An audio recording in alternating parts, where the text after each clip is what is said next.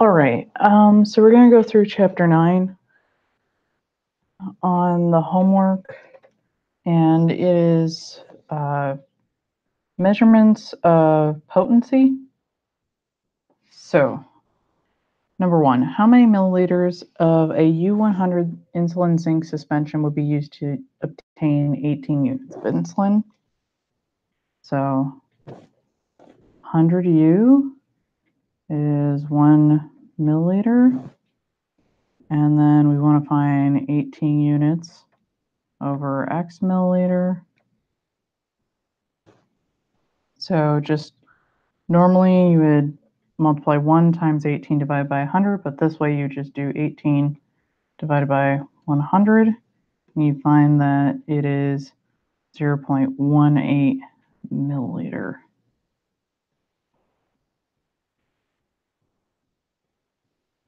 All right, if a diabetic patient injects 20 units of insulin twice daily, how many days will a 10 milliliter vial of 100 U product last the patient? So we have to figure out how much they use a day, which is 20 U times 2, which is 40 units. Then we want to figure out how much is in total in the vial, which is 10 milliliters times 100 units per milliliter, and then that is 1,000 units total per vial. So when we take 1,000 units and divide it by 40 units, I'll put the U over there.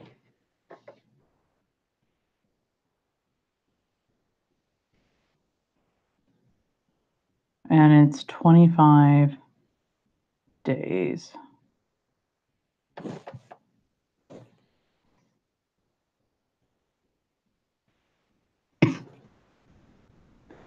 The biotechnology-derived product interferon beta-1b contains 32 million international units per milligram. Calculate the number of international units present in a vial containing 0.3 milligrams of the interferon beta-1b. So interferons are used in immune suppression and on immune activation, if I remember correctly. So I cannot remember for the life of me which one interferon beta-1b is, but anytime you see an interferon, that should be what you should think about. So we have 32 million per milligram. We're going to do 1/3 of a milligram, so we're just going to multiply it by 0.03, and it's 9.6 million in this vial.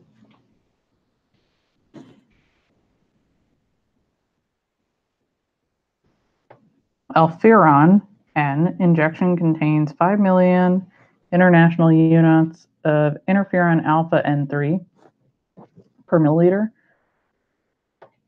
How many units of an injection will 0.05 milliliters deliver? So I take our 5 million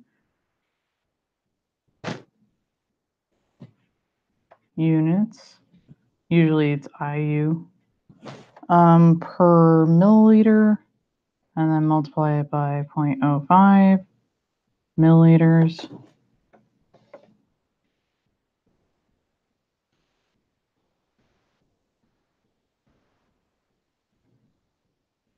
$250,000.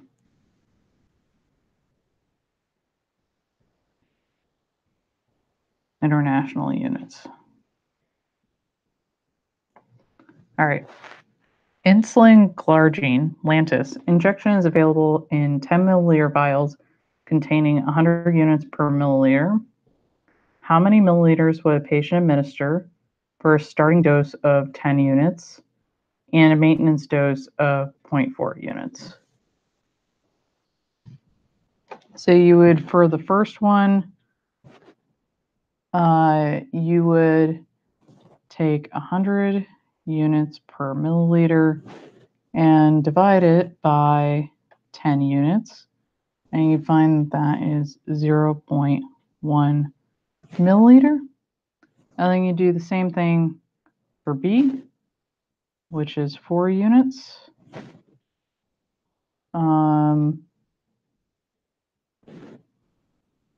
Wait, did I do this correctly?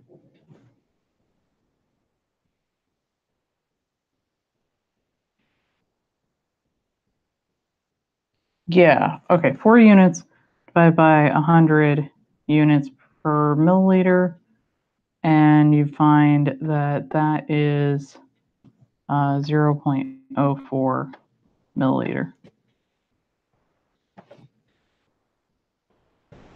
Let me just double check that one, because for some reason in my head I'm looking at, yeah, okay, I did it right. I was looking at it and going, oh, it happens. Your brain, math is the abstract concept of the real world, and sometimes your brain, when looking at scales of numbers, it doesn't make sense. So like a good example is that we find tragedy in the death of 1 or 2 people, but we don't find the tragedy in, say, 100 million people, because our brain just kind of like washes out numbers after a while. So that's an example. So when you're looking at like papers and stuff, so that's one of the things that happens when you're doing a lot of math. After a while, you get used to kind of your brain telling you this doesn't make any sense, and it does. So the math never lies, but your brain will. The content of a vial of penicillin G potassium weighs 600 milligrams and represents 1,000,000 units. How many milligrams are needed to prepare 15 grams of an ointment that will contain 15,000 units of penicillin G potassium per gram? So, first off, we want to figure out how many units per milligram, and figure out how many milligrams do we need per gram of ointment. So this is going to be interesting. So find that we have 1,000,000 units per 600 milligrams. And we want to find how many milligrams that we need.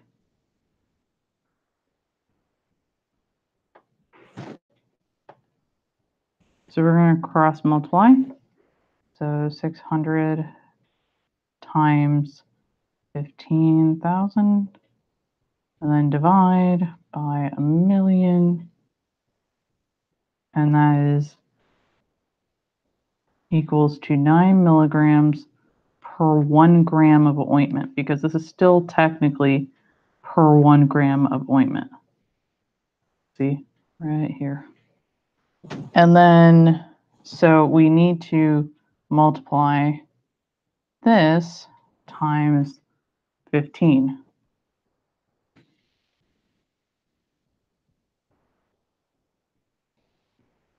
So you find that that is 135 milligrams needed. There's another way to do this. You can do 15, probably 15 times 15, and then figure it out from there. But I think this is easier. 100 units of insulin Lispro, which is rDNA origin, per milliliter. How many complete days will a 3 milliliter Humalog pen will last a patient whose dose is 35 units BID? So they need, first off, we need to So how many days? So they're taking it BID. BID means twice a day. So 35U times 2 is 70U a day that they're doing. So 100 units of insulin per milliliter is the same as 300 units. So you'd find that 100U per milliliter times 3 milliliters in a pen. You find that that's how much are in a pen. And then you would take 300 units divided by 70 units.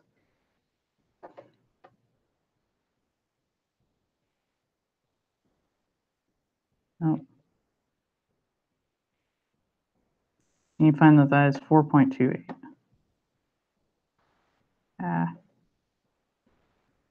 Days that pen will last. Actually, just curious if it was, oh my gosh. Yeah, so if it was 75 units, it would be nice flat 4. But they decided to do 70. And so once you start to use a vial, sometimes you can throw it out. Sometimes you can just save part of that vial. It depends on the doctor or whether they trust the patient. Like I would trust a pharmacist, maybe a medical person, maybe a nursing person. I don't know if I would trust the generic run-of-the-mill, I don't know, fast food worker or even then sometimes I would. Depends on the person.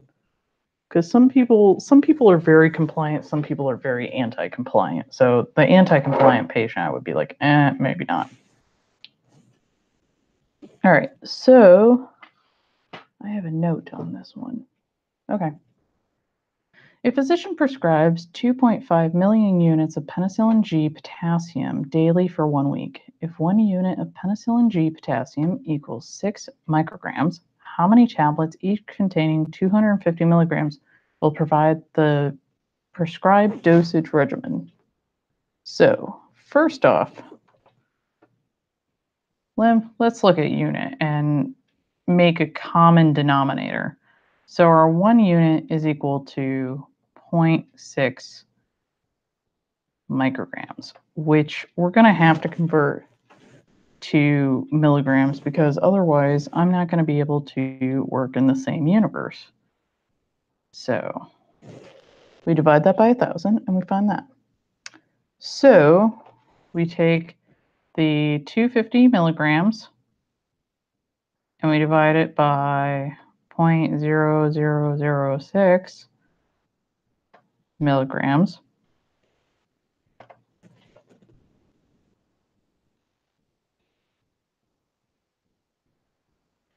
And you find that it's this godforsaken number.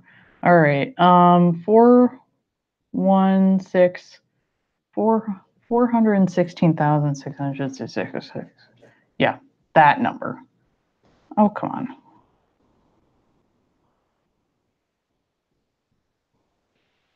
Forever into this, repeating forever into the sunset. And then we take the 2.5 million units. Actually, let me redo this. 2.5 million units. And we divide it by how many units we found, because this finds us the amount of units per tablet. So per tab. And so we 41666 repeating equals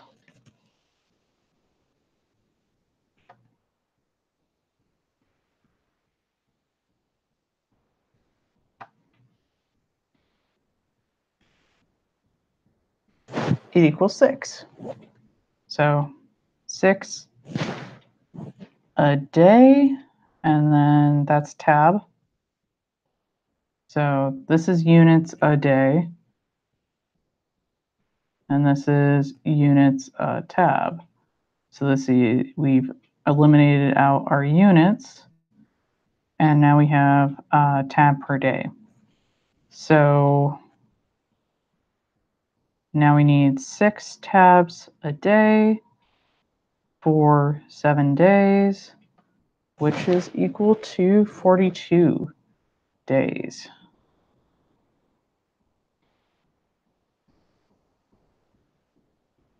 Double check that with the, oh no, not 42 tabs.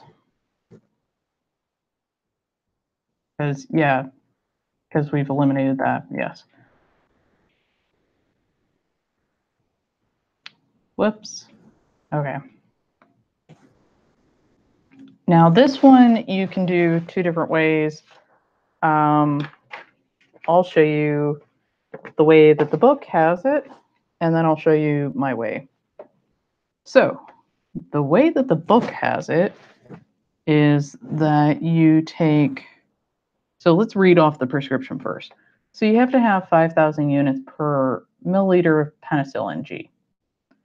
So, and there's 2 different types of penicillin. You have penicillin G and you have penicillin V. And the way that you remember the difference between which one is oral and which one is IV is that the one that is penicillin V does not go in your IV, and the one that is penicillin G does not go in your gut. So they're opposites. So, so you need 5,000 units per milliliter, and you're going to add up to 15 milliliters of solution. So your total solution is a nose drop, and it needs to get to 15 milliliters. So you're using these penicillin tablets, which contain 200,000 units of penicillin G, and they want to know how you would compound this prescription. So the way that the book has you do it is that you do 200,000 units, and they want you to dissolve it in 8 milliliters of solution so that you find, so you take 200,000 and you divide it by 8, and you find that that is 25,000 units per milliliter. This is the stock solution that they want you to make. They don't explain that there's a stock solution in this question. So there is another way that you could find this, and that's the way that I did it. So you take the stock solution and you would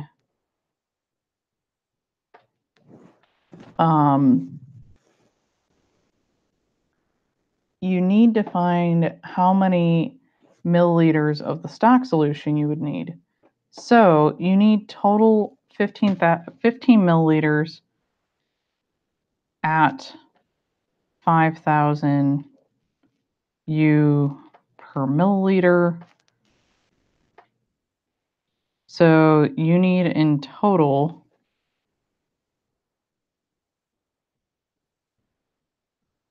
75,000 units, and there's your stock solution. So you take your 75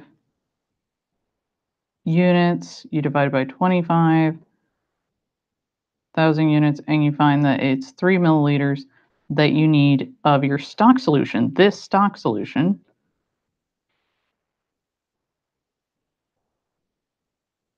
And then you add it to, so you would add it to a container, and then you would add the rest of it. So you would add 12 milliliters saline to the 3 milliliter stock solution. So that's the way they want you to do this. That's not the way that I thought I would do this. So the way I would have done it is I would not have compounded a stock solution. Saline is very, very cheap, and so is penicillin G, if I remember correctly.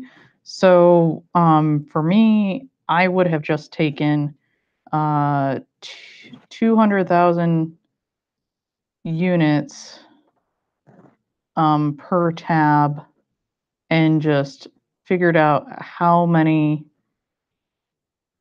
milliliters that I would need in total, which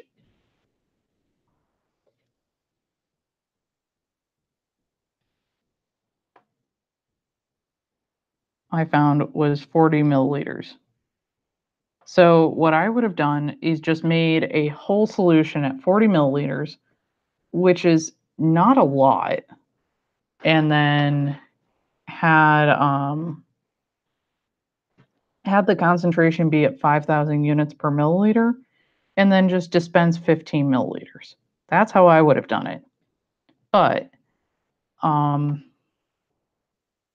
evidently they wanted you to find the stock solution, which they didn't explain that that's the stock solution. So it's a little bit backwards working if you don't end up with the answer the book gave. It's not the end of the world. Sometimes that happens, but you don't want that happening on an exam. So if you find that that happens in an exam, you might want to double check that. So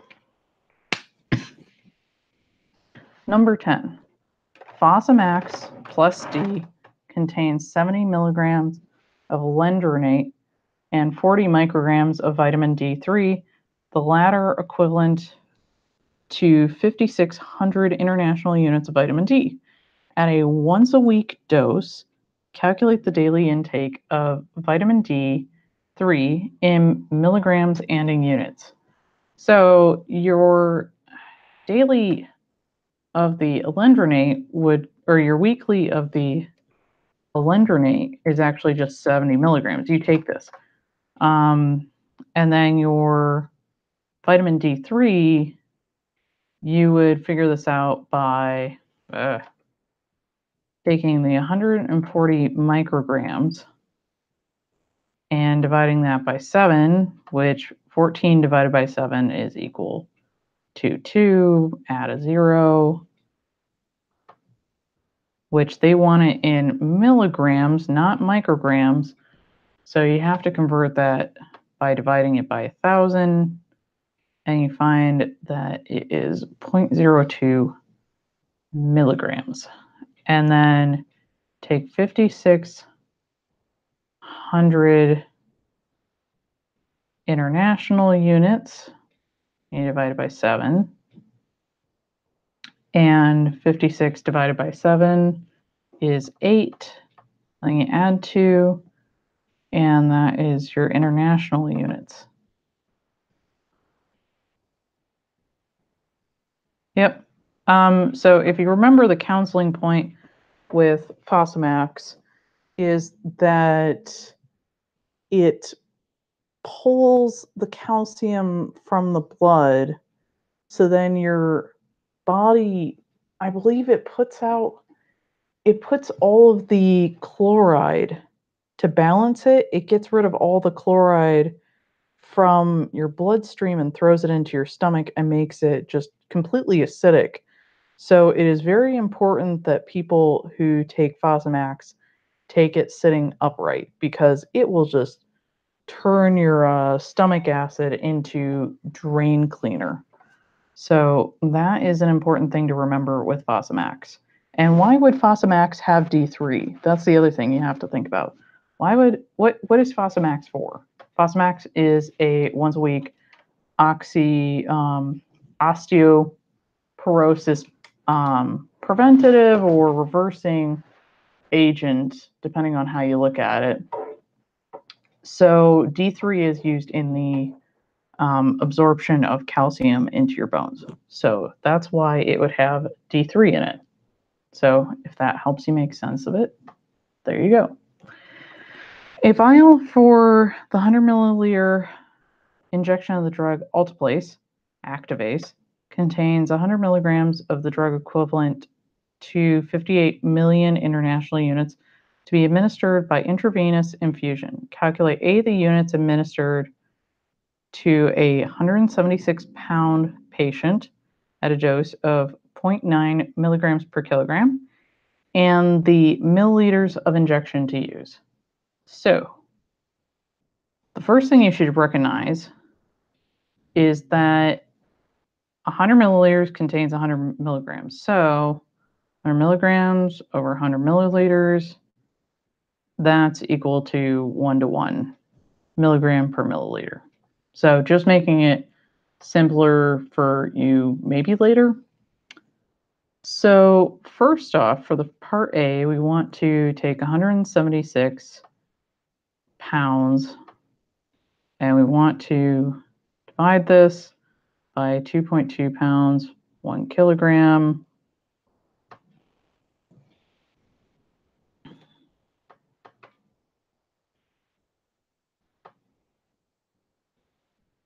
Which equals 80 kilograms. Nice. It's a nice round number.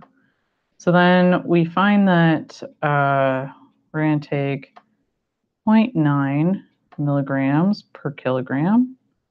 We're going to multiply that by 80 kilograms per patient.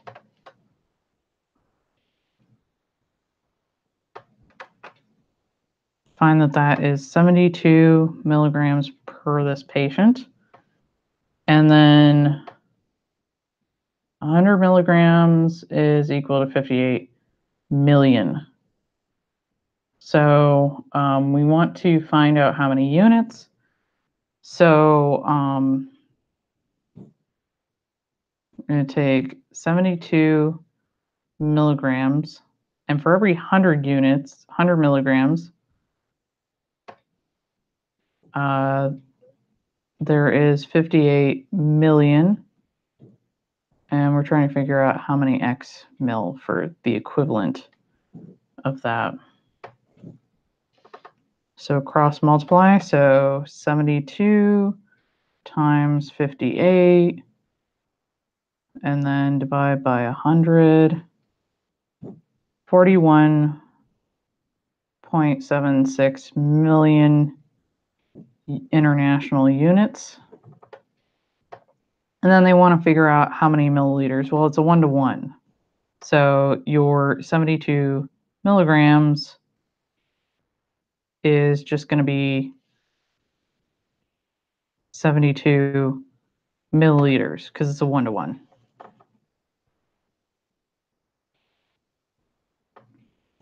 All right, calcitonin is available as an injection.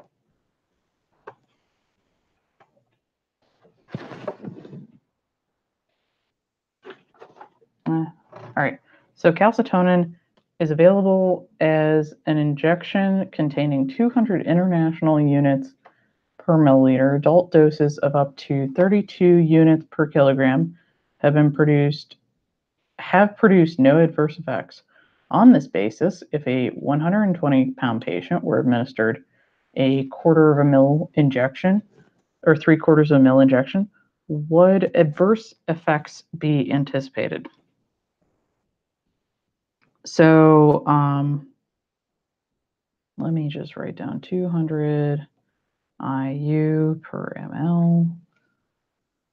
So we first have to convert the patient's weight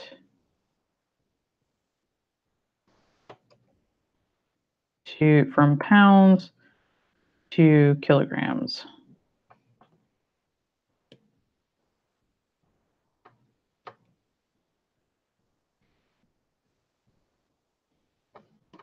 So it's 54.545, so it's just going to round to 55 kilograms.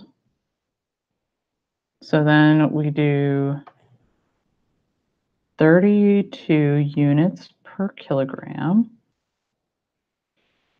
and find out how much this patient should have been receiving.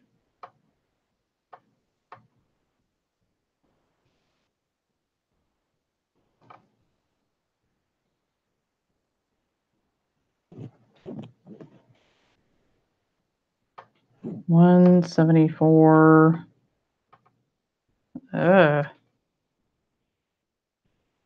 174, 5.45 international units.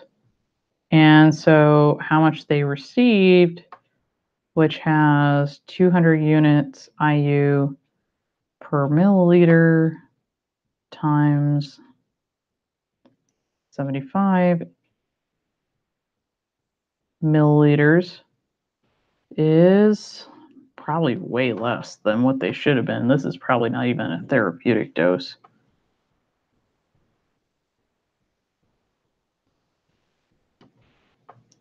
150 IU. What I'm guessing is that this is 1745 and this is 150, and that's almost a scale of 10. If a pharmacist or a physician maybe put it into the system where it should have been 7.5 milliliters, because this has like an open window of how much you can give. So it should have been 7.5 milliliters, or let's see, how much is 8.5 milliliters times 200? Yeah, or it could have been 8.5 milliliters. So the proper dosage may have been 200 is a little bit too much. But so sometimes these come in pre-drawn vials and stuff, and I don't know personally for calcitonin because I never worked with it. But yeah, it looks like somebody may have accidentally maybe put in the wrong amount, or this is the right amount, but we're seeing if the side effects, I don't know. But yeah, that person has not going to get any adverse effects from this. It's just funny that they're very, very low. So a physician's hospital medication order calls for a patient to receive 1 unit of insulin subcutaneously for every 10 milligram per deciliter of blood sugar over 175 milligram per deciliter, with blood sugar levels and injections performed twice daily in the morning and the evening. The patient's blood sugar was 200 milligrams per deciliter in the morning and 320 milligrams per deciliter in the evening. How many total units of insulin were administered? So the book has a little bit different from the way that this would maybe work in the real world. So I'll get to that in a second. So you would take 200 units minus the 175, and you would find that that's 25 units. And then you take 320 units minus 175, and that would, for some reason, my brain's stopping. My brain was doing so well today. That's 145. My goodness. Yes. So then you add these two together. So 145 plus 25. You find that that's 170 units, and that they are going to get 1 unit for every 10. So this would become 17. Or no, that's not units. Gosh, see, this is why I'm milligrams per deciliter. Milligrams per deciliter. Milligrams per deciliter. Milligrams per deciliter. And so that would be 17 units of insulin given to this person subcutaneously. So the issue with this is that normally you would take the patient's blood sugar and this is the right answer in the book. So just bear with me on this. So if I was taking a patient's blood sugar, I would go, oh, okay, this is 3 units that needs to be given. And I would round this up and go, okay, it's 150. So this person needs 15 units. So if I added those two together, that would be 18 units. And that would be the way I would have done it. Sorry, let me change the color because this is the way I would have done it. Yeah.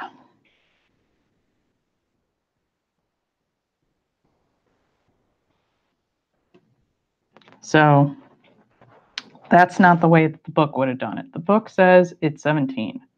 So we go with the book. The book sometimes doesn't make sense in the real world, because I would probably end up taking that patient's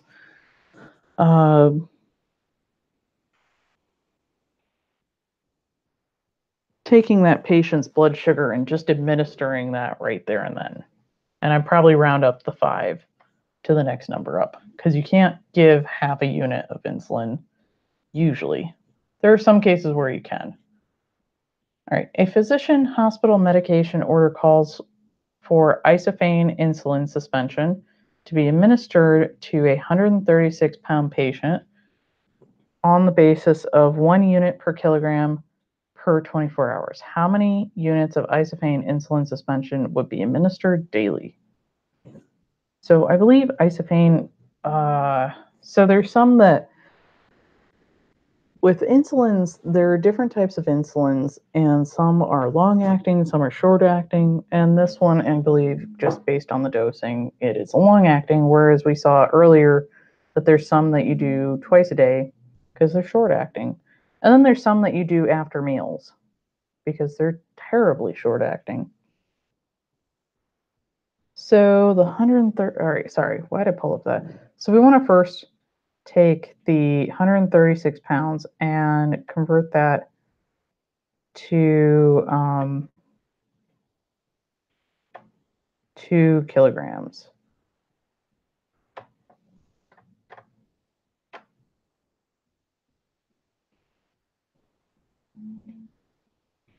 So we find that that is 61.81 kilograms. So we're doing 1 unit per kilogram. So we would find, because it's a 1-to-1, it would be 62 units probably if we rounded it up. But I believe the answer in the book says that it's just a 1-to-1. However, you're probably going to give them 62 units, just to be honest, in a real world situation. However, we found the right answer.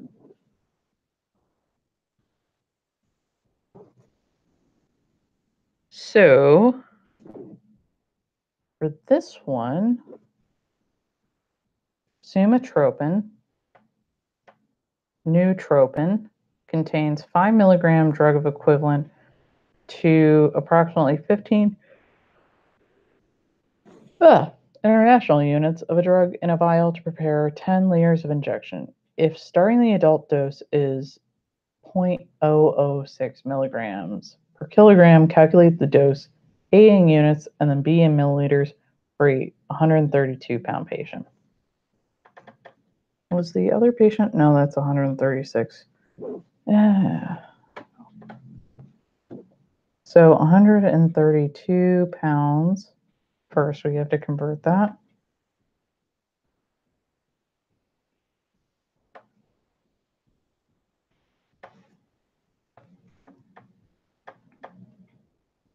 We divide by 2.2. Find that that is 60 kilograms. Okay, and then we, all right, so just a side note, so 5 milligrams is equal to 15 IU in a vial to prepare 10 milliliters of injection. So I'm just putting that together. So for this, we have 60 kilograms, and we want 0.006 milligrams per kilogram defined.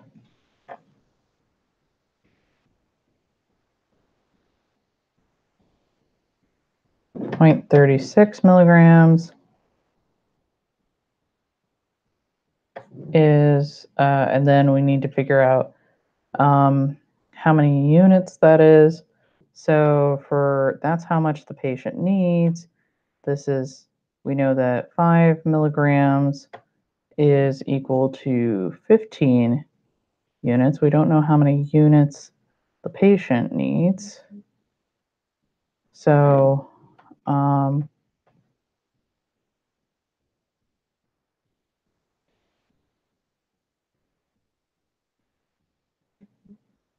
so the patient needs 1.08 units. Sorry, that should be X. And so that is for part A. And then for part B, we would set up the same way. But this time we know for every 5 milligrams, there's 10 milliliters. So X milliliters, 0.36 times 10 divided by 5. So we find that for this, the X is 0.72 milliliters. Okay. Yeah. All right. So you guys don't have table 9.1, but I do in the book because I own the book. But if you go up to the third floor research center, or if you actually just look up this stuff, you can find it. So first off, we're going to take the specific gravity. Our specific gravity, so cod liver oil is available in capsules containing 6 milliliter per capsule. Using table 9.1, calculate the amounts in units each of vitamins A and D in each capsule. Specific gravity of cod liver oil is 0.92. So 0.6 milliliters, 0.92 grams per 1 milliliter of volume.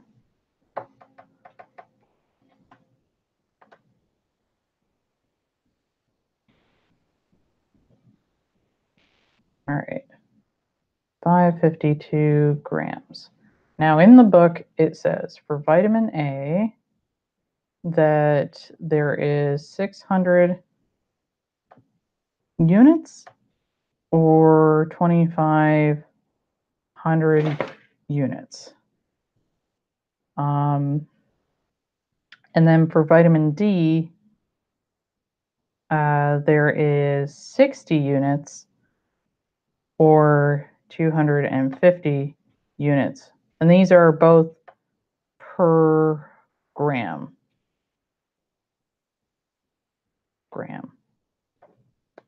Sorry about. So you would take 0.552 grams, multiply it by 600 units, and you would find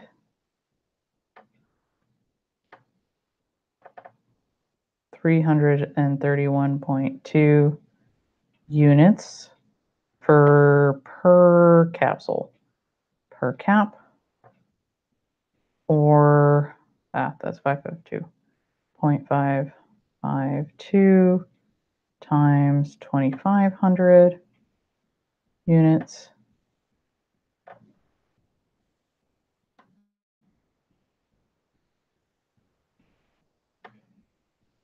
You find 1,380 units per capsule. And this is for vitamin A. And then for vitamin D, it's just 10% of that. So it would be 33.12 units per cap or 138 units per cap for vitamin D.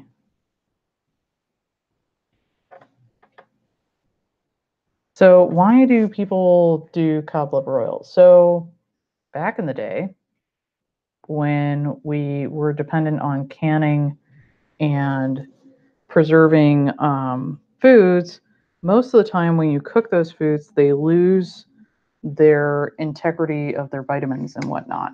So in order to not get malnutrition during the winter time, especially during World War I and II, I believe, and just in general, like you would find that people would give their kids a spoonful of cod liver oil, make sure that they had the right vitamins. Another good way to get I think it's some of the vitamins are in like sauerkraut and like kimchi, cabbage. has a lot of these vitamins in them. So I just know that preserved cabbage is something that a lot of people used to eat because of this.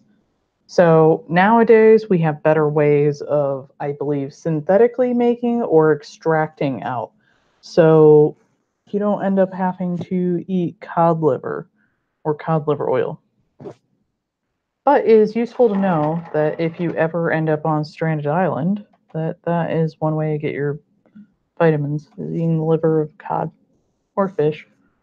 Anyway, all right. So a hepatitis B immunoglobulin contains 100 or 312 units, international units per mil. I didn't spell that right.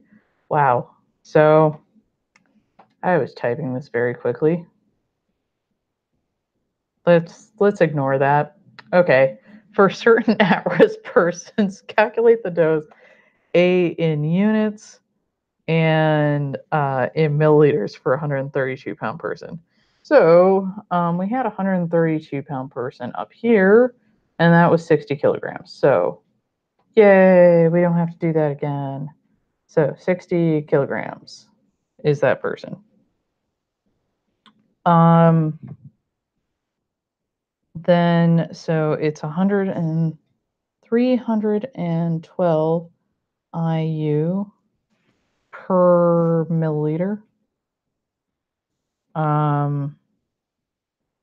So we are going to do 60 kilograms times 0.06 milliliters per kilogram to find the dose. So 60 times 0.06, and we find that that is 3.6 milliliters that they need. So that is part B, actually. And then we take the 312 and we multiply that by the units, or the amount of milliliters we found.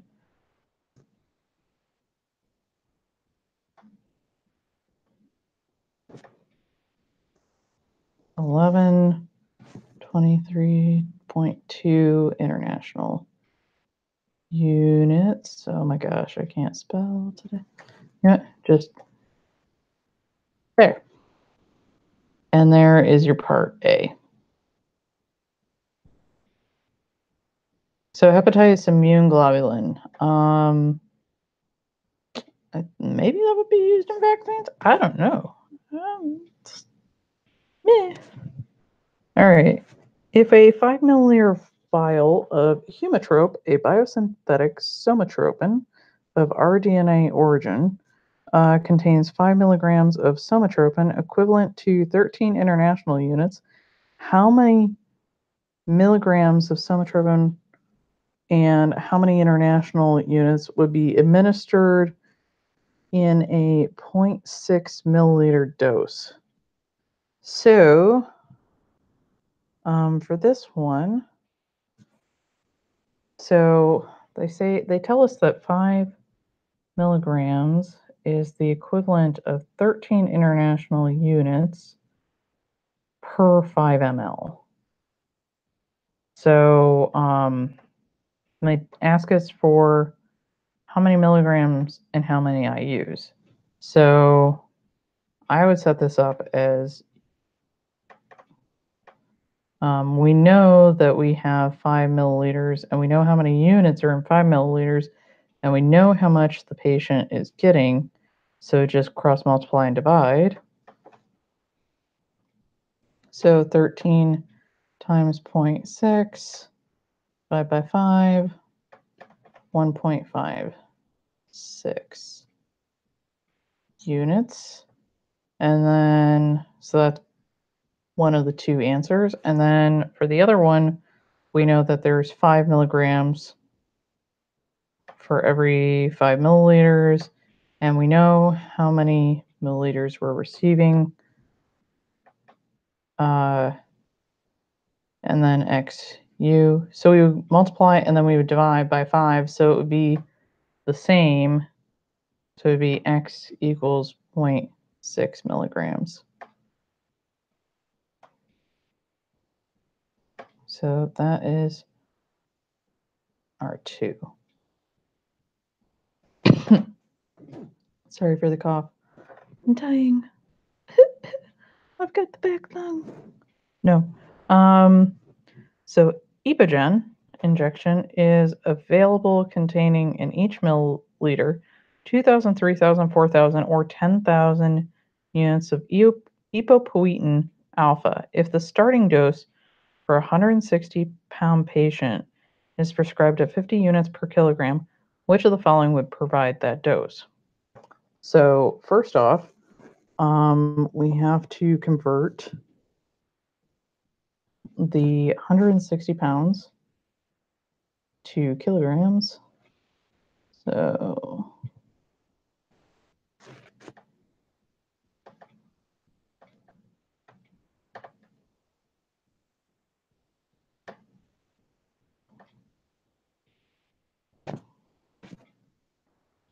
we found the kilograms. Now we have to figure out how many units does this person need.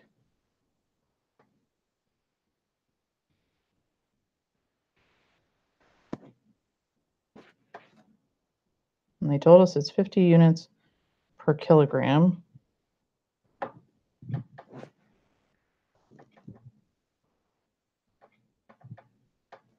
So it's 36 units for this patient.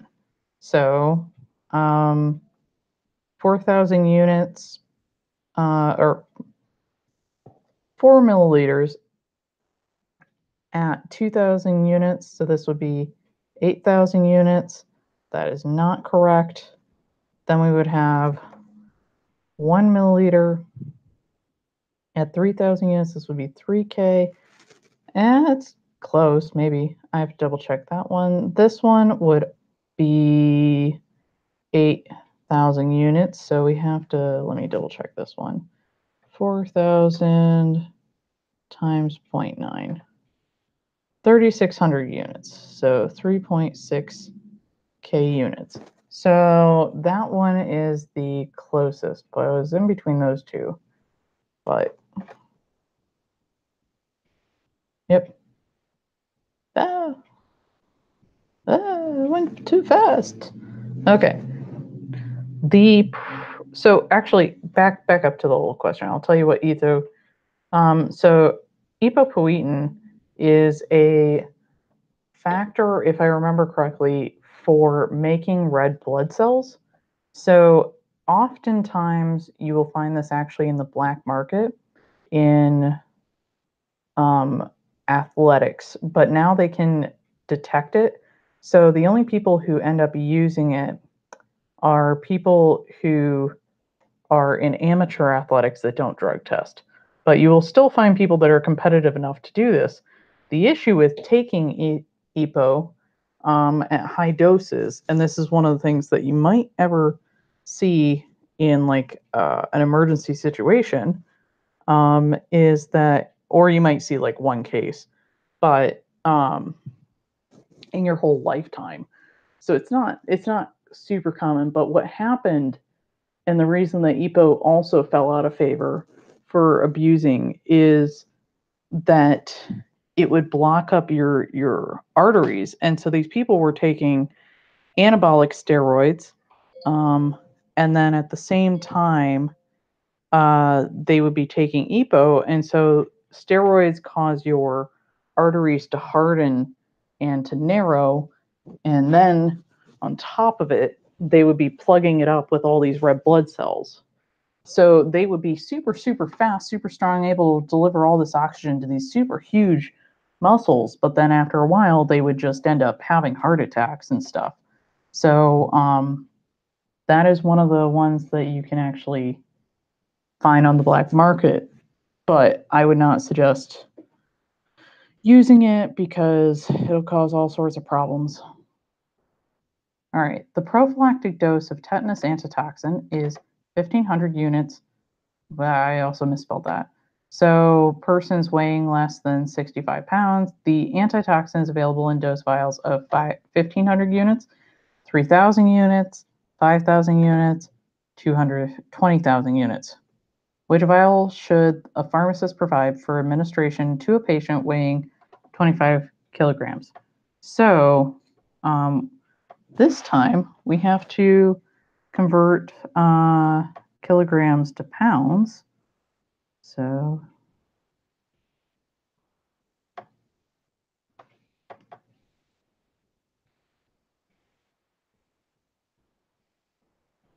we find that this person is 55 pounds. So 55 is definitely less than 65 pounds.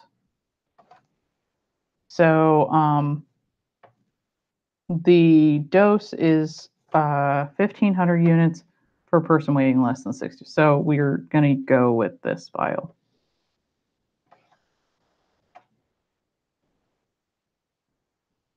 All right. Using table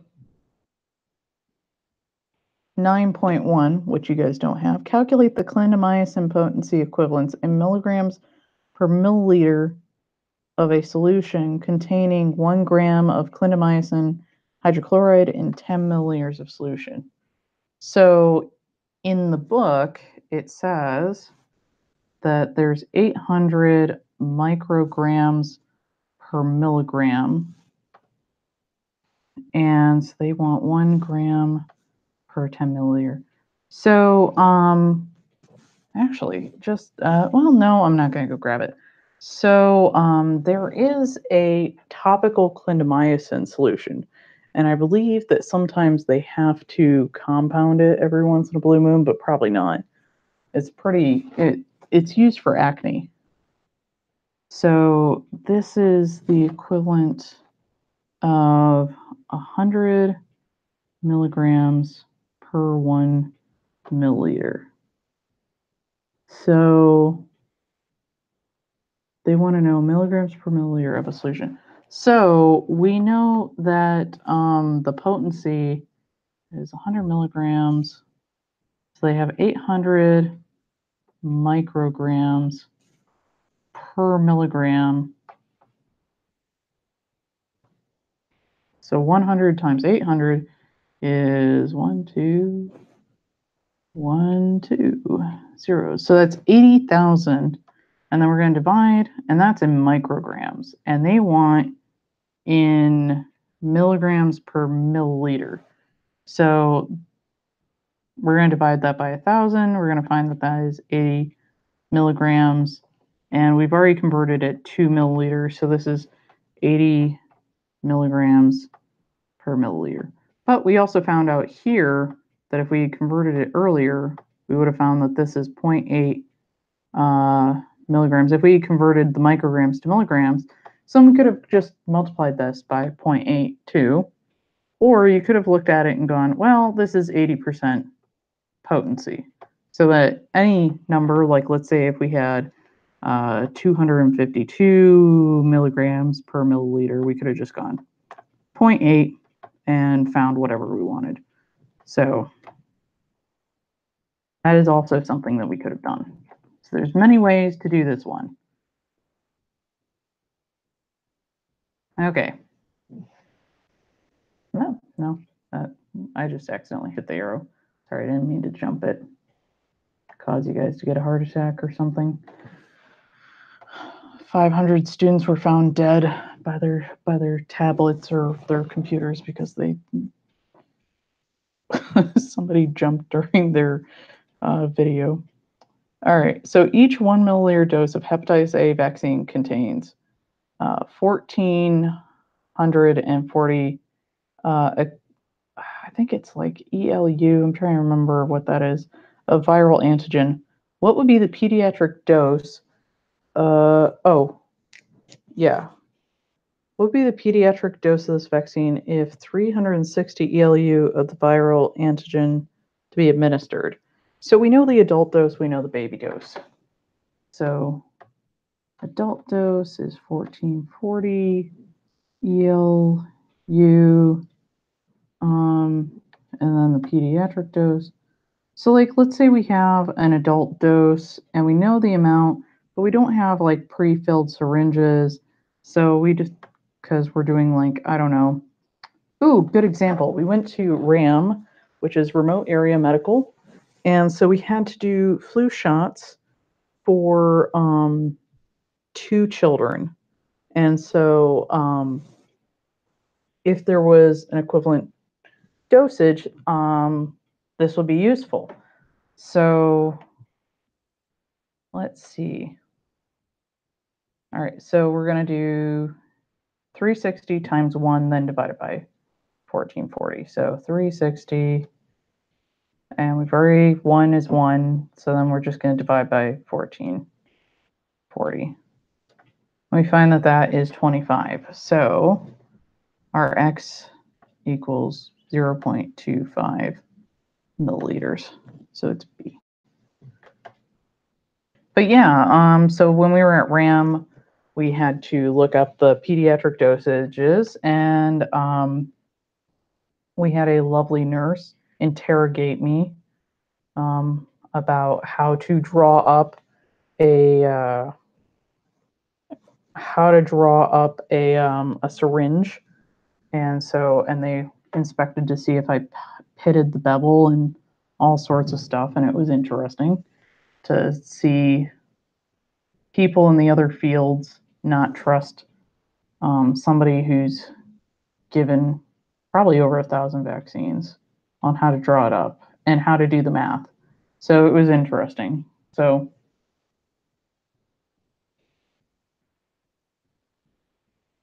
all right. It was interesting to me because I've never encountered that, because I've been in situations where people trust me. So, but all right, so let's go to the next question. Long story, but that's when you'll use that math. So this math is applicable. So each 0.01 milliliter of a mumps vaccine contains 200 TCID of mumps virus. The usual dose contains 20,000 TCID. How many milliliters of the vaccine should be administered? So, so for every 400 TCID, I think it's like toxic something. So 0.01 milliliter. So then we're going to take the amount per dose. So TCID per dose, and then divide that by 400 TCID per, I guess you could say per like unit-ish. Yeah, I guess that's the way I would put it. So 20,000 divided by 400 per part. So we find that there are 50 parts.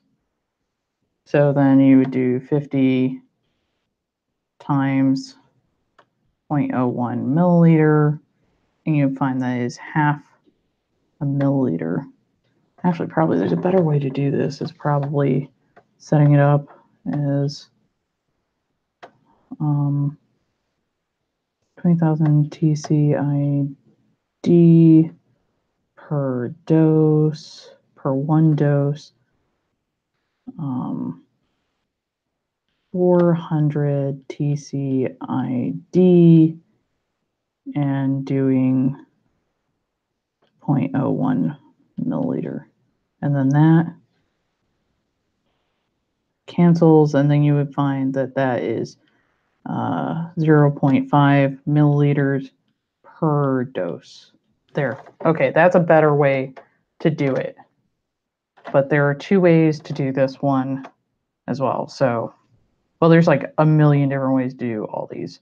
So,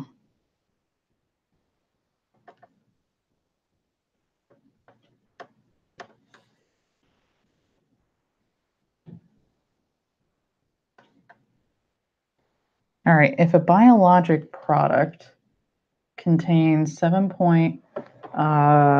something flocculating units of diphtheria toxoid per half a milliliter, how many flocculating units would be present in a 7.5 milliliter dose.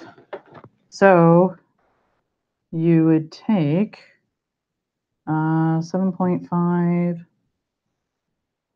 units and half a milliliter.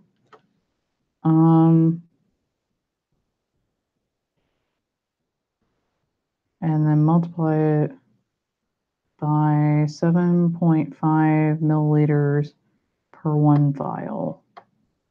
And then that would eliminate those units.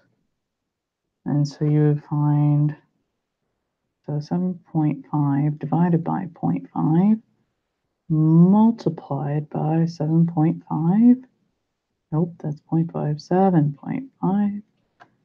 That would be 112.5 LFU per vial.